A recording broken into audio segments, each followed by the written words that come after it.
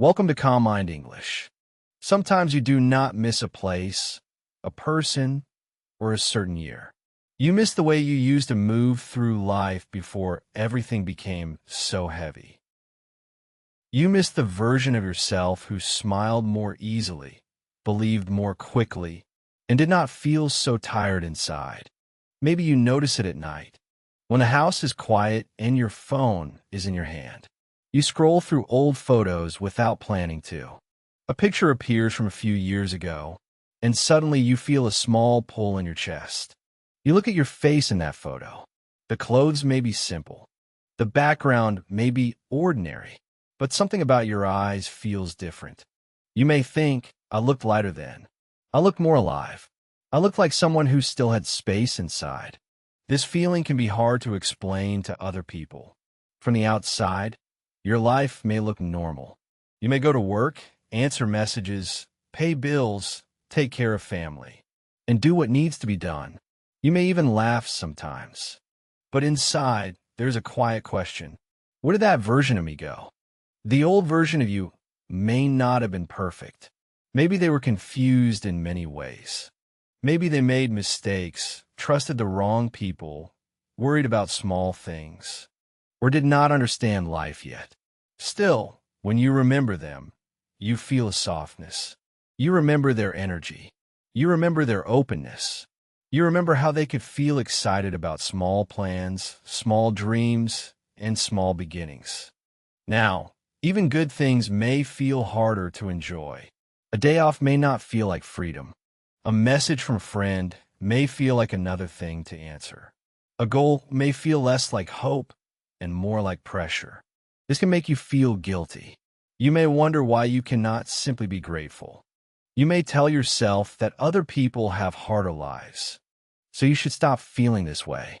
But emotional pain does not disappear just because you compare it. Missing your old self is not weakness. It is a signal.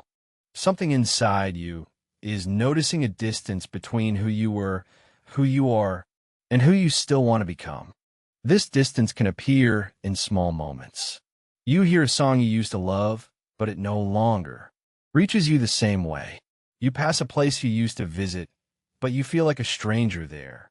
You try to start an old hobby, but your hands feel slow and your mind feels crowded. You may remember a time when you spoke more freely. You said what you felt without checking every word. You dreamed without immediately listing all the reasons it might not work. You woke up with some sense of possibility, even if life was not easy. Then life happened. People changed. Responsibilities grew. Disappointments left marks. Some days asked more from you than you knew how to give. And slowly, without one clear moment, you became more careful. You learned to protect your energy. You learn to expect delays. You learn that not every person stays, not every plan works, and not every effort is noticed. These lessons can make you wiser, but they can also make you quieter. That quietness can feel like losing yourself. Imagine someone sitting on the edge of their bed after a long day. The room is dim. A half-finished cup of water sits on the table. Clothes are on a chair. The phone screen glows with an old memory. In the photo, they're standing outside with a simple smile. Nothing special is happening, but the person looking at the photo feels a sudden ache because the smile seems unguarded.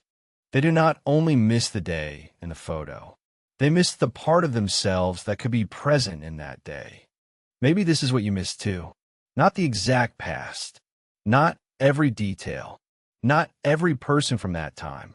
You miss feeling close to yourself. When you miss your old self, the mind often creates a clean picture of the past. It edits out the stress, the confusion, the lonely parts, and the things you were also struggling with back then. It keeps the brightness and forgets the weight. This does not mean your feeling is false. It only means memory has a way of choosing what the heart needs to see. Your heart may be showing you a picture of your old self because it wants you to understand what has been missing. Maybe you miss play. Maybe you miss confidence. Maybe you miss curiosity. Maybe you miss the ability to rest without feeling behind. The old version of you becomes a symbol. They represent something that still matters.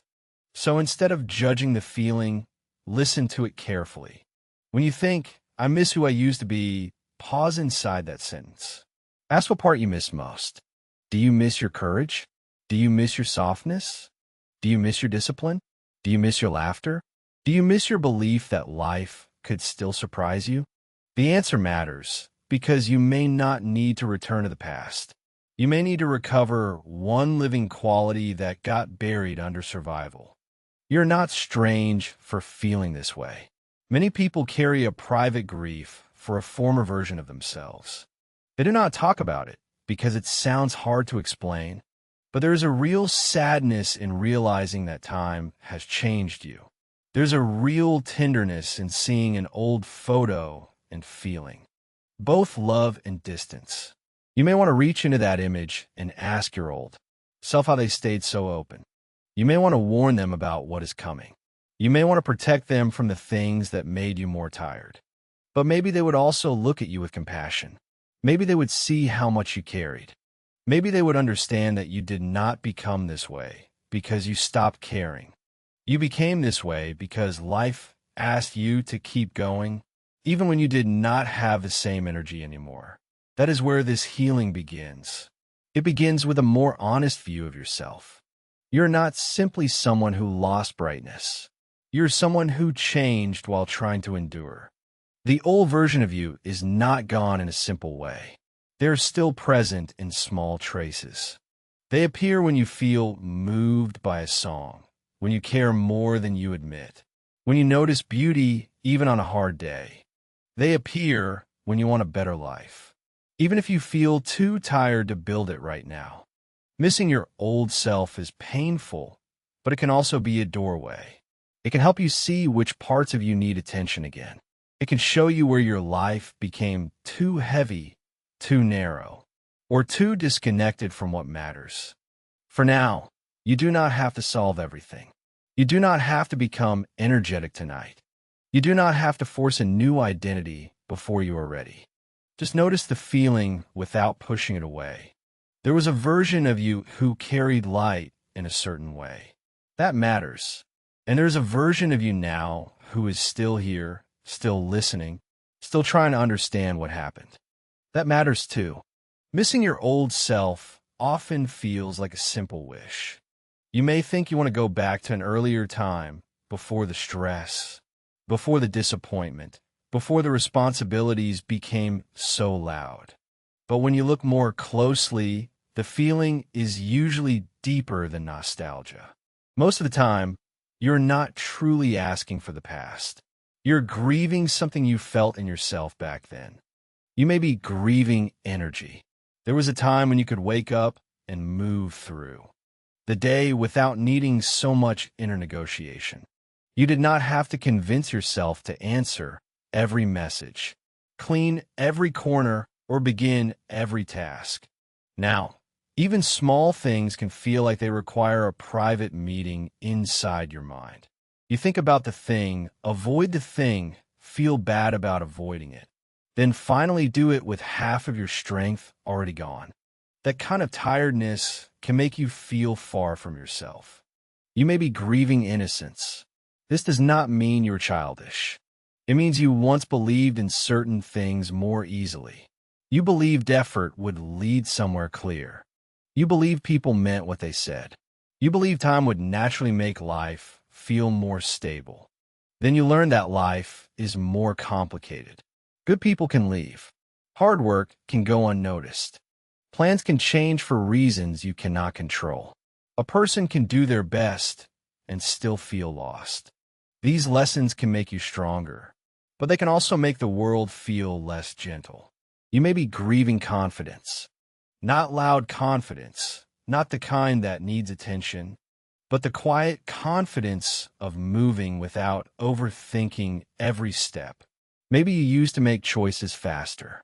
Maybe you used to speak without replaying the conversation for hours. Maybe you used to try new things without imagining every possible failure first. After enough difficult experiences, the mind starts to protect you by predicting pain. It says, be careful. Do not get too excited. Do not expect too much. Do not show too much of yourself. At first, this protection may help. It keeps you from rushing into things. It helps you notice warning signs. It teaches you to pause. But if it stays too long, protection can become a wall. Then you may start to miss the version of yourself who lived with fewer walls. There is also another hidden cause. Sometimes you miss your old self because you have not fully mourned the life that did not happen. Maybe you imagined that by now you would feel settled. Maybe you thought you would have a different job, a stronger relationship, a clearer direction, a better body, a calmer mind, or a home that felt more like your own. You may not say these things out loud, but the mind keeps quiet timelines. When life does not match those timelines, you can feel as if you failed your younger self. That feeling can be heavy. You may look back and think, I had so much hope then. I had so many plans. I did not know how hard it would be. But your younger self did not know everything you would have to face. They did not know every responsibility, every delay, every fear, every private battle. They were looking forward from a different place. It is unfair to judge your present self with the imagination of your past self. The old version of you dreamed with limited information. The current version of you is living with the full weight of experience. These are not the same conditions. There's a small story in this. A person in their 20s keeps an old notebook in a drawer. Years ago, they wrote plans in it with strong handwriting. They listed places to go, skills to learn, projects to finish, and dreams that felt close. One evening, while cleaning, they find the notebook again. At first, they smile. Then their face changes. Many pages are unfinished. Some goals no longer fit. Some dreams still matter, but they feel far away. The person sits on the floor and feels a quiet shame, as if the notebook is proof that they became less than they promised. But the notebook is not proof of failure. It is proof that they once hoped.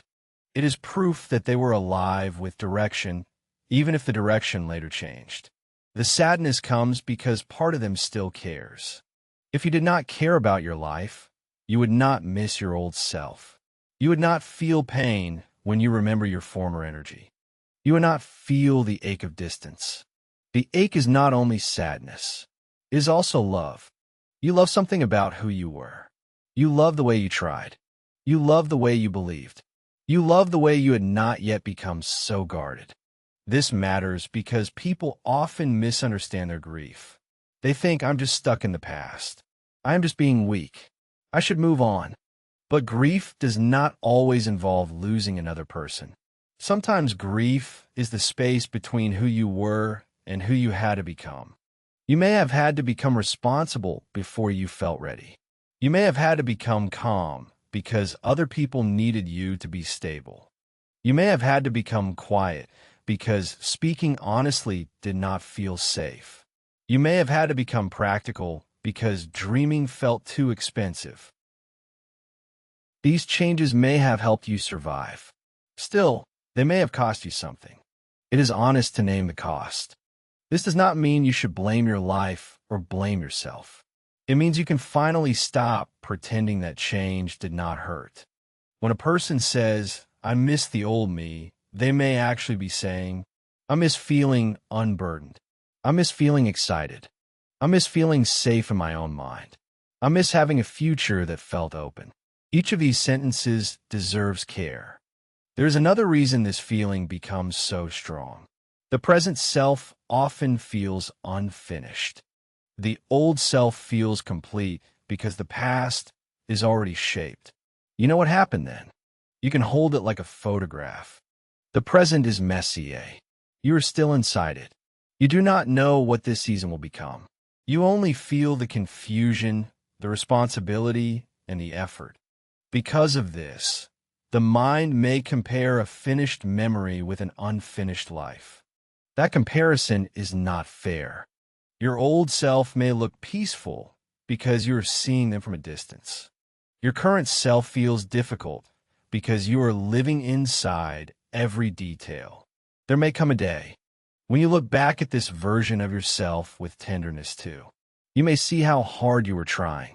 You may notice the courage that feels invisible right now. You may understand that even your tired days were part of your becoming. For now, the goal is not to erase the sadness. The goal is to understand it more accurately. You do not simply miss the past. You miss parts of yourself that still have meaning. This changes the question. Instead of asking, "How do I go back?" you can ask, "What part of me wants to be heard again?" Maybe your joy wants to be heard. Maybe your creativity wants to be heard. Maybe your body wants rest. Maybe your voice wants honesty. Maybe your future wants a slower, kinder kind of courage. The past cannot return exactly as it was. But the qualities you miss are not locked in the past forever. They may be quiet. They may be buried. They may need time, but they are not impossible to reach. You're not only grieving who you were. You're being invited to notice what still belongs to you. Life does not usually change a person all at once. Most people do not wake up one morning and suddenly feel like someone else. The change is slower than that. It happens through small pressures repeated over time. A few busy weeks become a busy season. A busy season becomes a new normal. You start sleeping later, smiling less, rushing more, and saying, "I will rest when things calm down." But things do not always calm down. They change shape. One responsibility is finished and another one appears. One problem is solved and a new decision waits. One bill is paid, one message is answered, one task is completed, and still the mind does not fully relax. This is how identity can shift quietly. At first, you may still feel like your old self under the pressure. You may think, "I'm just tired this week. I'm just stressed right now. I will feel normal again soon." Then months pass. You notice you are choosing different words. You are more careful with your time. You do not start conversations as easily. You need more silence after social moments. You cancel plans that you used to enjoy. You are still you, but the shape of your life has trained you to move differently. Responsibility can do this. It can make a person efficient but less playful, reliable but less spontaneous, stronger in public but more exhausted in private. This is not a moral failure. It is adaptation. A person who carries many things learns to walk in a certain way. They adjust their posture. They stop swinging their arms freely. They look at the ground more often because they cannot afford a trip. After a while, they may forget that they used to walk lightly. In real life, the things you carry may not be visible. You may carry family concerns, financial pressure, immigration stress, work expectations, parenting duties, loneliness, health worries, or the quiet pressure to become someone stable. Other people may only see the surface. They see you answering politely. They see you showing up. They see you handling things. They may not see how much of your old energy is being spent just to remain functional. This is why missing your old self can feel confusing. You may not have a dramatic story to point to. You may not be able to say, "This one event changed me forever." Instead, you only know that life slowly became heavier, and you slowly became different inside it. There's a man who used to love Saturday mornings. He would wake up, make coffee, listen to music, and clean his room with a calm sense of freedom. He had problems then too, but Saturday still felt like his own. Years later, Saturday is full of errands. Laundry, groceries, forms, repairs, family needs, unanswered messages. The same morning light enters the room, but it lands on a different life.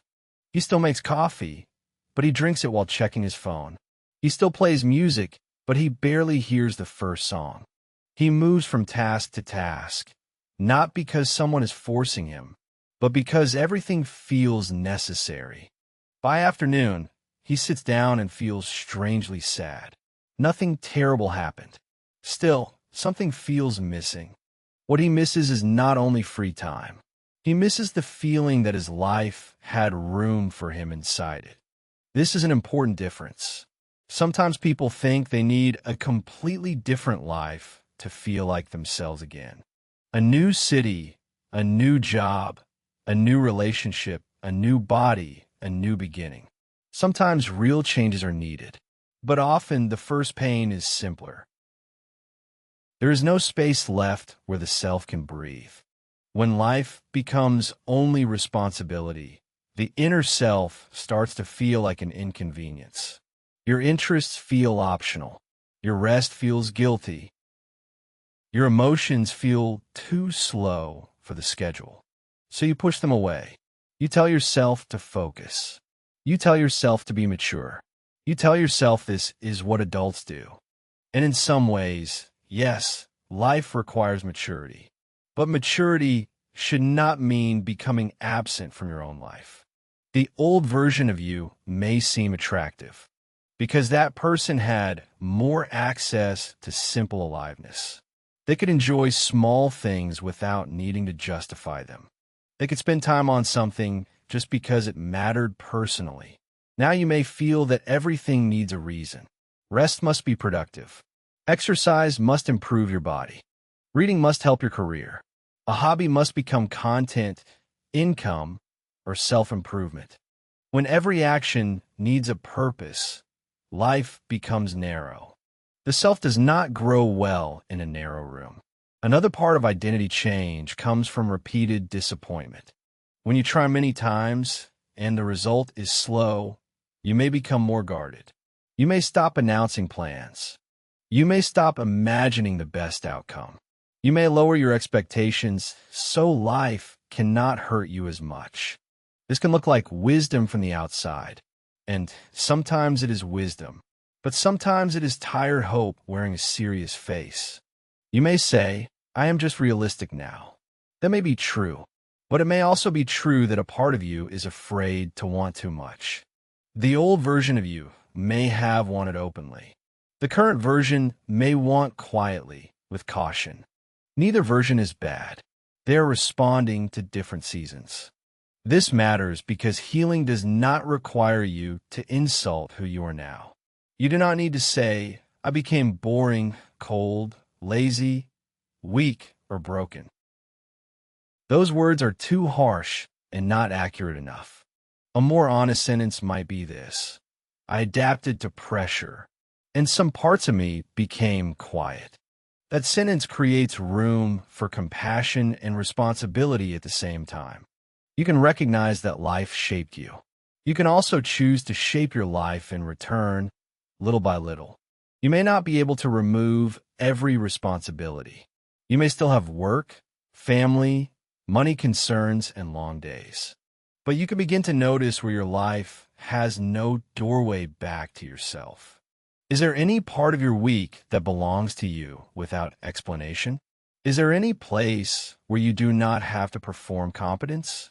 Is there any moment where you can be interested in something without turning it into a task? These questions are not small. They are connected to identity. A person does not feel like themselves only because they remember who they are. They feel like themselves because their daily life gives them chances to express it. If your life gives you no chance to be curious, curiosity will feel gone. If your life gives you no chance to be playful, playfulness will feel childish or distant.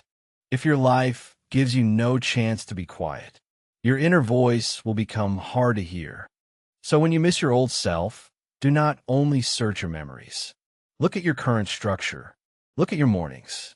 Look at your evenings. Look at your room, your phone, your schedule, your conversations, your obligations. Ask where your energy is going. Ask where your attention is being taken before you even choose. This is not about blaming your environment for everything. It is about seeing the full picture. You may have changed because you had to, but now, in small ways, you can begin to choose what comes next.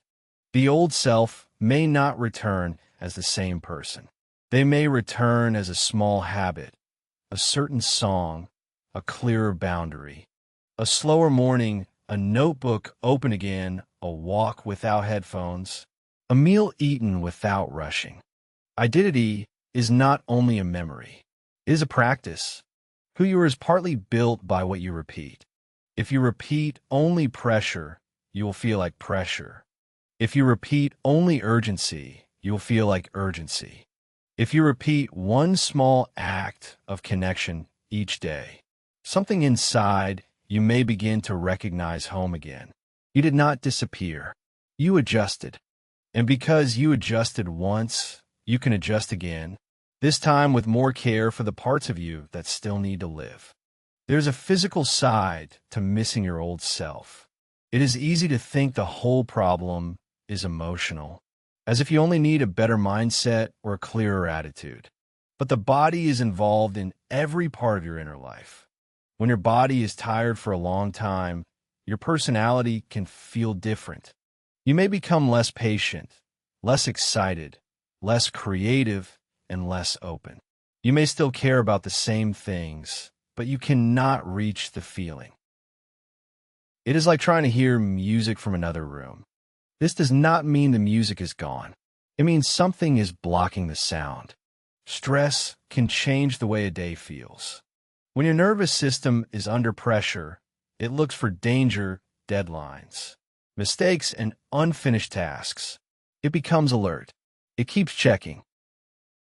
This alertness may be useful during a real problem. It helps you respond quickly.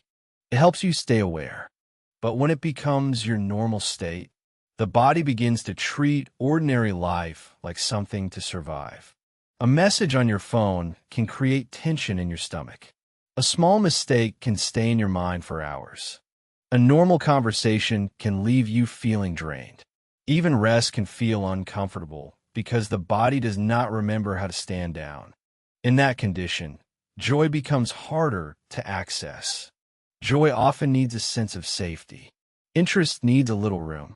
Creativity needs some looseness in the mind and body.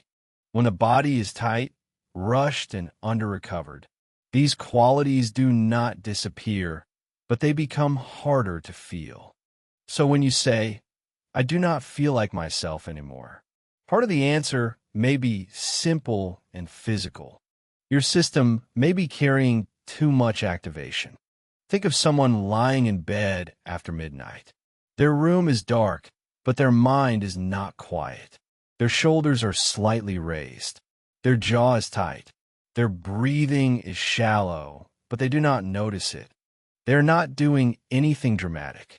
They're just lying there, scrolling, thinking, waiting to feel sleepy. But their body is still working. It is processing the day. It is holding unfinished conversations. It is preparing for tomorrow. It is trying to solve problems that cannot be solved at midnight. The person thinks, "I used to be more positive. I used to have more dreams. Why am I like this now?" But maybe the body is not in a dreaming state. Maybe it is in a guarding state. A guarded body does not feel like the old self. It feels serious, flat, and distant. Sleep also matters more than people want to admit. When sleep becomes short or poor, the mind loses flexibility. Small problems feel larger. Emotional memories become sharper.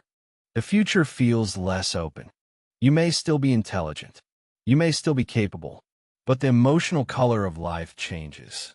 A rested mind can look at a problem and see options. A tired mind often sees only weight. This is one reason the old self can seem brighter. Maybe that version of you had more recovery. Maybe they had fewer nights of broken sleep. Maybe their body was not carrying years of stress. Maybe they were not better than you. Maybe they were less depleted. This distinction is important. If you believe you lost your true self because you are weak, you may attack yourself. You may push harder. You may demand that your old energy return immediately. But if you understand that your body has been under strain, you may begin with repair instead of criticism. Repair can be quiet. It does not need to look impressive. It may mean go to bed a little earlier for several nights. Not as a perfect routine, but as a message to the body that it can stop fighting. It may mean eating something steady before your mood drops too far. It may mean stretching your neck because you have been holding tension there all day. It may mean stepping away from your phone for a short part of the evening because your nervous system cannot rest while it keeps receiving new signals. These actions may sound too simple for a deep emotional problem, but the body often heals through simple repetition. You do not rebuild yourself only through big decisions. You also rebuild yourself by teaching your system that life is not only urgency. There's another physical experience that many people misunderstand. When you're emotionally exhausted, things you once loved may feel dull. This can be frightening. You may try an old song, an old hobby, an old routine, and feel almost nothing. Then you may think it is gone. I'm not that person anymore. But numbness is not always absence. Sometimes it is overload. The body can reduce feeling when it has been carrying too much. It does this to protect you from being flooded. But when feeling becomes quieter, pleasure also becomes quieter. That is why forcing joy often does not work. You cannot command the body to feel alive. You can only create conditions where aliveness becomes possible again. A tired plant does not become green because you shout at it. It needs water, light, and time. Your body is not a machine that produces motivation on demand. It is a living system. If the system has been tense for too long, it may need a slower return. This does not mean doing nothing. It means choosing actions that match the real state of your body. If you're deeply tired, the first step may not be a new life plan. It may be clearing the surface beside your bed. It may be taking a quiet shower. It may be preparing tomorrow's clothes so the morning feels less sharp. These small acts reduce friction. They tell the nervous system that the world is slightly more manageable. Over time, manageability creates space. Space allows feeling. Feeling allows connection. This is how the body can help you come back to yourself.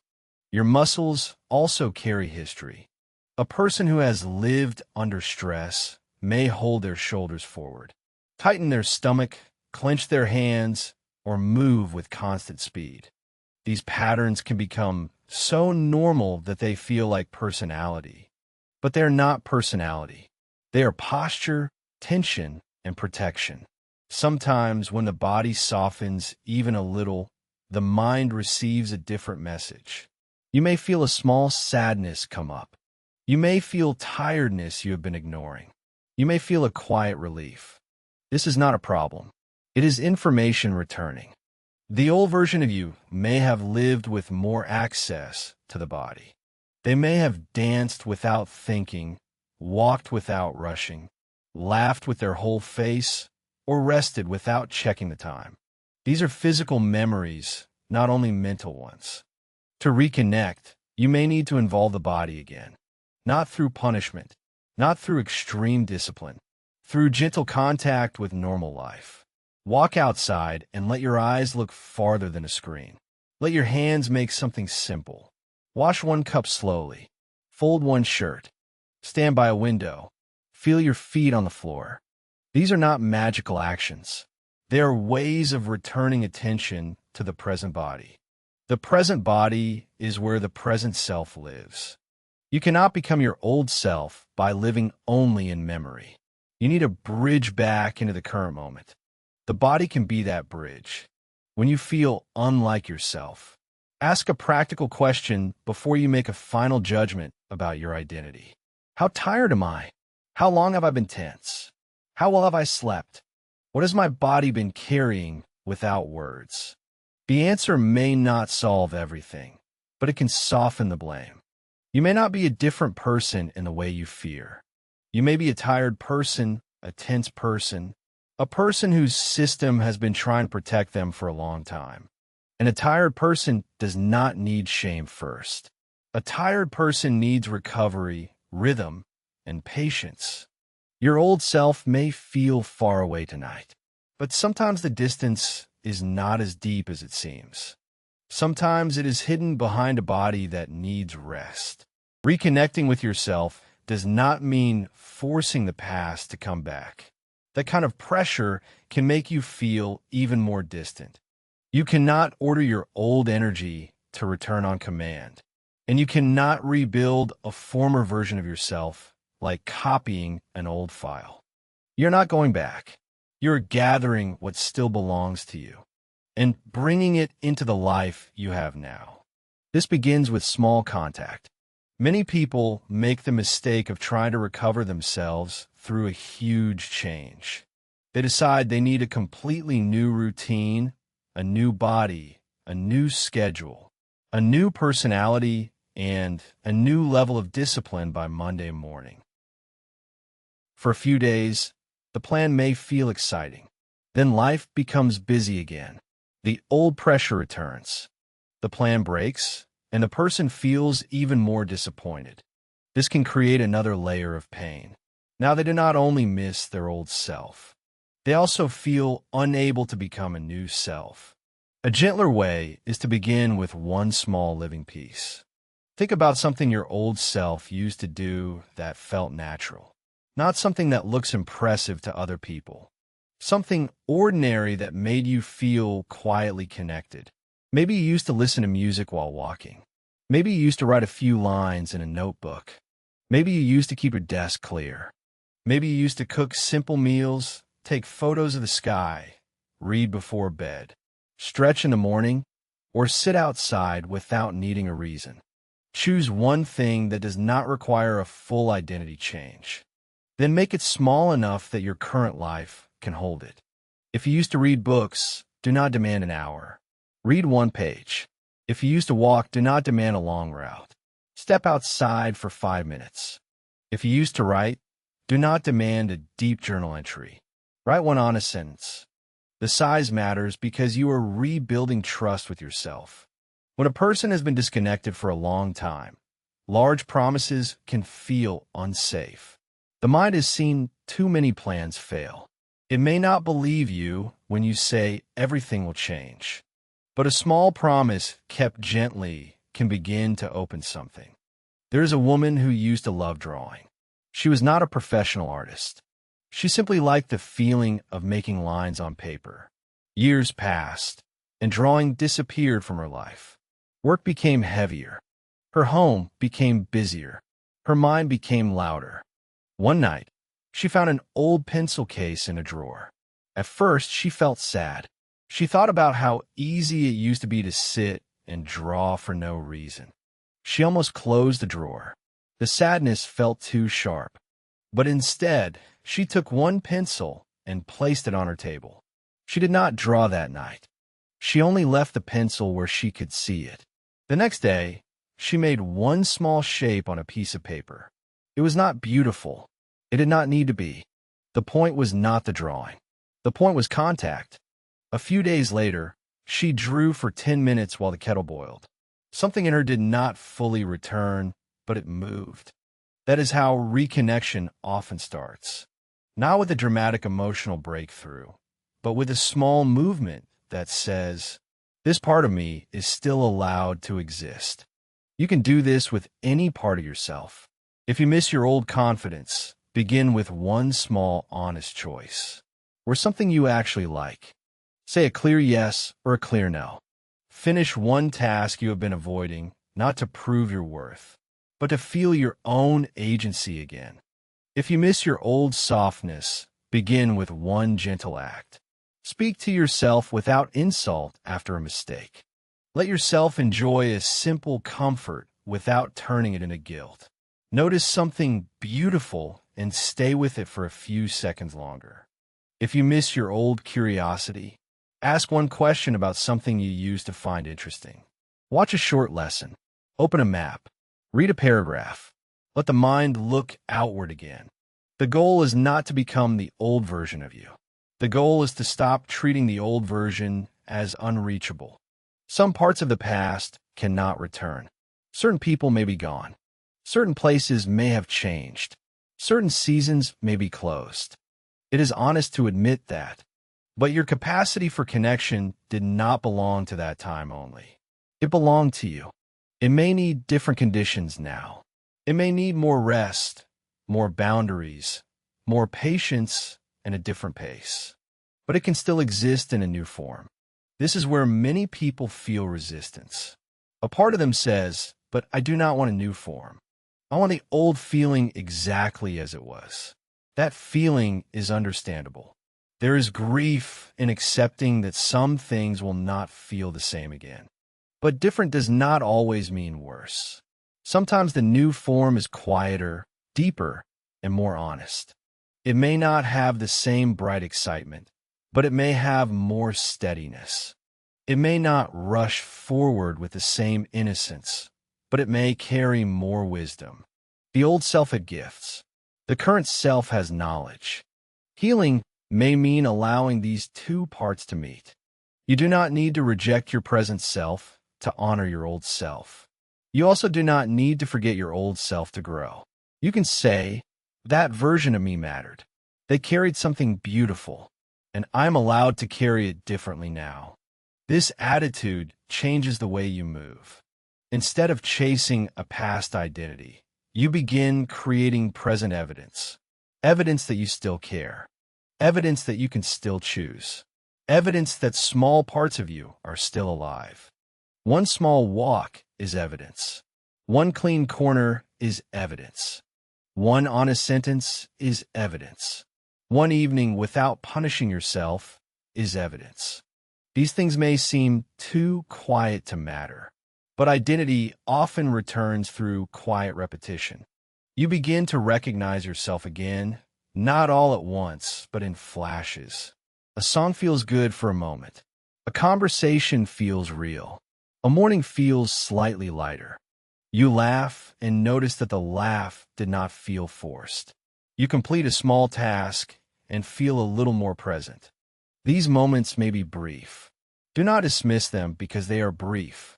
A brief moment can still be true. When you are healing, the mind often wants proof that everything is changing. It wants a clear sign. It wants a dramatic before and after. But the first signs may be very small.